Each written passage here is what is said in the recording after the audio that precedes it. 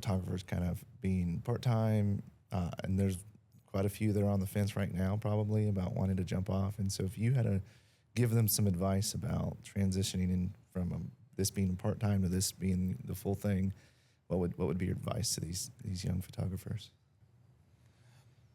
So I would say if that's your future, if you see yourself doing that full time, prepare yourself to do it. I mean, the opportunity is there.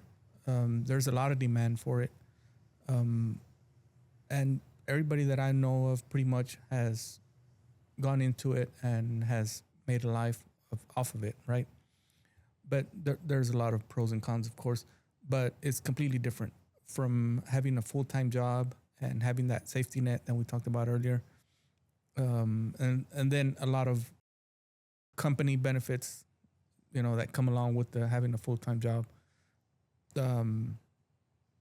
All that's pretty much going to be gone. Now it's going to be your responsibility.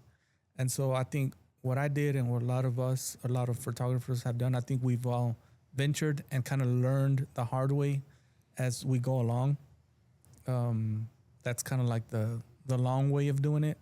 The easy way would be to, as long as you have your full-time job, prepare yourself not only in knowing your gear and the services you're going to provide, but also in running the business side of your photography or videography.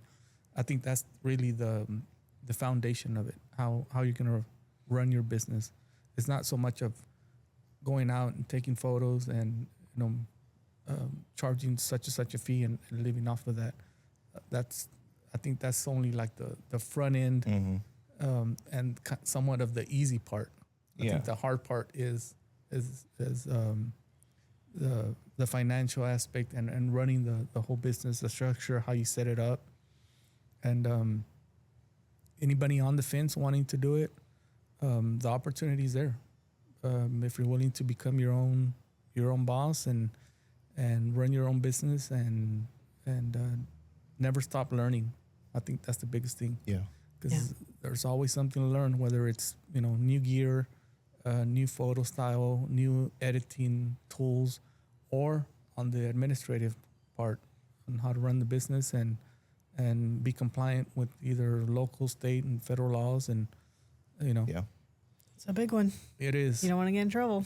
Exactly. Yeah, you don't want to get hit with any kind of liens or back taxes. Yeah, and we kind of learned that the hard way because we don't really look at that aspect. But that's something that's not ever really spoken of. And then, you jump in this and you're just like, oh, I'm supposed to be paying taxes and I'm supposed to be doing this. And exactly. And that's something you don't see. Like, most of us go to YouTube and learn a lot of photography, but rarely do they talk about, the business side of it.